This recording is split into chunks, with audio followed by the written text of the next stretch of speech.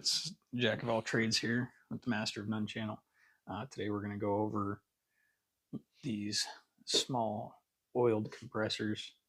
Now, I've had an issue with these in the past where started up to 0 psi. There's no resistance on your compressor head. It runs just fine, gets up to its max psi, 120, 125, whatever it is. You use it for a little while till it drops to its startup psi from your controller, and it tries to run a couple of turns, and then it trips the internal breaker or trips the breaker in your house, whatever happens, but it doesn't start back up. Now, I always, for the longest time, just chalked it up to being garbage compressor. This one, I knew it was of decent build quality.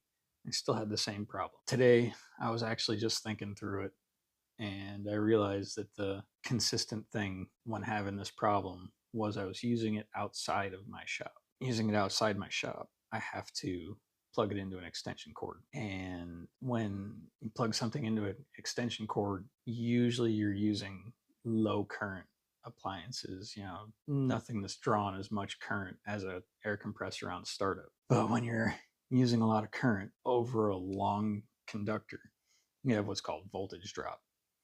And the more current you draw and the longer that conductor is, the more voltage drop you encounter. So the actual calculation for that, now as long as you have a rough estimate of the resistance of your conductor, which different gauge wires are going to have different resistances and whatnot, but to get you in the ballpark, your calculation for standard single phase AC is going to be your voltage drop equals 2 times the current times the resistance times the length of your conductor. Now, your resistance is going to be ohms per 1,000 feet of conductor. So that calculation explains why the amount of current you're drawing and the length of your conductor is important. So usually one of these you're going to plug into a 12 gauge extension cord, but things happen. You're not always going to check the gauge of your extension cord, especially being a home gamer. You're going to have maybe a heavy duty extension cord or a light duty extension cord, but you're just trying to get something done. So you grab one.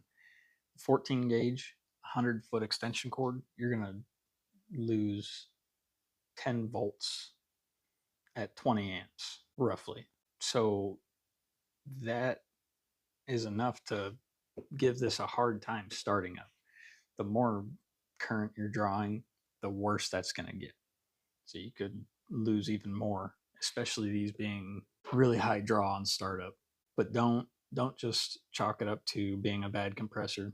If you have this problem, unplug it from an extension cord, or if you're really far away from your service panel, try moving the compressor to an outlet closer to your service panel, things of that nature. Put it on a 20 amp circuit instead of a 15 amp circuit, which you should be on a 20 amp circuit to begin with. But like I said, things happen. You're not always going to check and make sure that you're plugging into a 20 amp circuit. But if you have that problem, check that, because your 20 amps going to be 12 gauge, your 15 is going to be 14 gauge. Your voltage drop is going to be different, especially if it's on the opposite side of your house from your service panel, things like that. Just try a different outlet, try no extension cord, and that should do it for you. Hope this video helps somebody out. Thanks for watching, and enjoy your day.